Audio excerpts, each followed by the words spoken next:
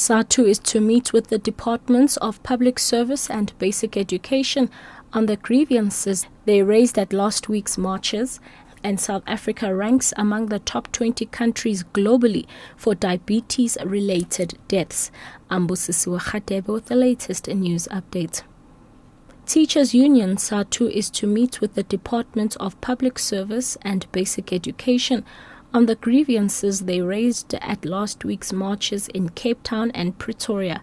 The union gave President Jacob Zuma 21 days to respond positively to their demands or face a full-blown strike. They are demanding that Basic Education Minister Angie Motshekga and her Director General Bobby Subrian resign immediately. SADTU Secretary General Mugwena Maluleke. The task team that we have set as an organization will then meet with the task team from the Department of Education to deal with issues of rural allowance, deal with the issues of payment of norms and standards.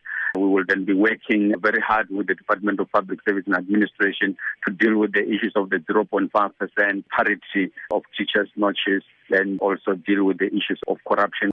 Transport unions and employers have until 3 o'clock this afternoon to reach an agreement to end the national bus strike as proposed in the bargaining council.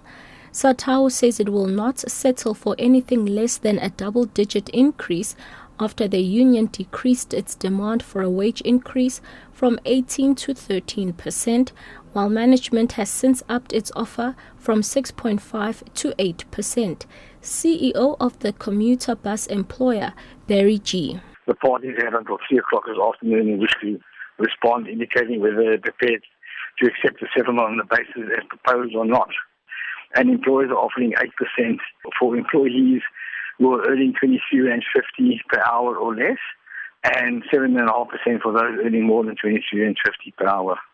The state has begun cross-examination of former Fidentia CEO J. Arthur Brown in the Western Cape High Court. This after Brown this morning testified that he is prepared to go to prison if it means that the 6-year-long ordeal will come to an end. Brown was arrested in 2007 in what was then dubbed one of South Africa's biggest financial scandals. He was earlier this month convicted on 2 fraud charges totaling some 250 million rand in respect of asset management company Matco and the Transport and Education Training Authority TETA. Vanessa Puna reports.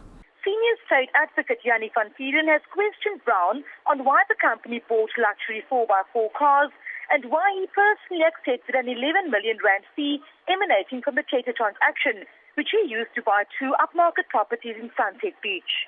Brown says the 11 million rand paid was the agreed fee payable to him and that the purchase of the cars were part of the denture manager's remuneration package. He later conceded that in hindsight, it was not necessary to buy the cars.